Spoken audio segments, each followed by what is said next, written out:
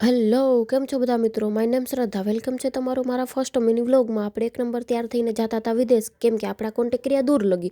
આપણે પહોંચી ગયા રેલવે સ્ટેશન.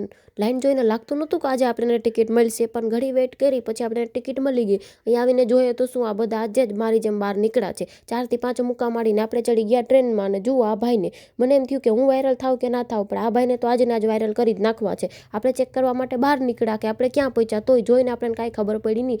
જુઓ આ ટેણીને ક્યાં જવું છે. દાદા કંટાળીને છેવટે ગેમ રમવા બેસી ગયા. ત્યાં આપણે પહોંચી ગયા ભક્તિનગર. આપણે જવાનું હતું રિક્ષામાં. ઘણી મહેનત કરી પછી આપણે રિક્ષા તો મળી ગઈ. આ ટ્રાફિક જોઈને મને લાગતું નથી કે આજે હું ટાઈમે પહોંચીશ. ત્યાં હું પહોંચી ગઈ ને પહોંચીને આપણે કરી દીધું આપણું કામ ચાલુ. આપણે કરવાનું હતું ફોટોશૂટ. આપણે તો પોઝ આપવા જ માંડ્યા. ત્યાં કામ પતાવીને આપણે નીકળી ગયા બહાર નીકળીને મને તો એવું ફીલ થયું જ્યારે હું તો કોઈ સેલિબ્રિટી ના હોય. ત્યાં આવી ગઈ બાઇક ઉપર આપણે બેસી ગયા.